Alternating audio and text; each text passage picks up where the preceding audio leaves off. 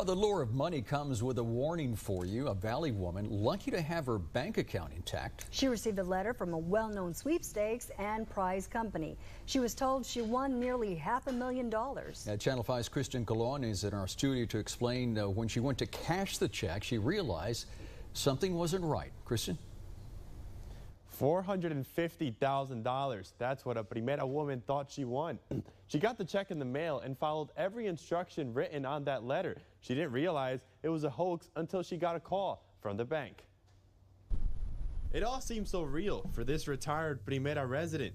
A letter, a check, and a mind full of possibilities on what she could do. We received this letter and it sounded so interesting because they were congratulating me.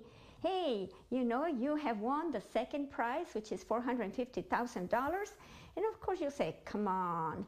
But there was in it a check. The check convinced her. The total amount was $450,000. She followed instructions. First, she had to pay legal and administrative fees. So I could pay the preliminaries, the required preliminaries. In other words, without taking any money of my money. So then, to me, that made it a little more credible because of that. She then called the number found on the letter. The operator told her it was time to go to the bank. They took the check, we opened the account, got back to her, and then what? A flag went up. They said, okay, now take $6,800 in cash and take it to UPS. At this point, her bank was already processing the check.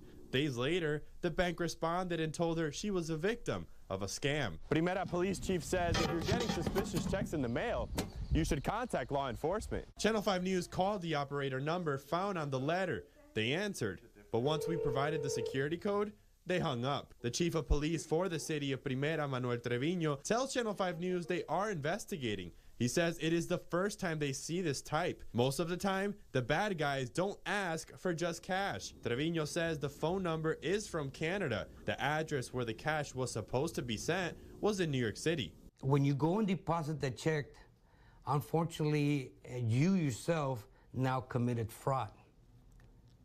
Because that check, it's a fake check.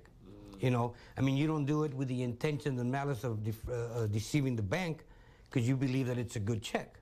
But technically, yeah, you yourself, you're committing fraud because you're depositing a fake check. If you win a prize, but you have to pay to get it, that's a red flag. What looks like a prize could land you in jail.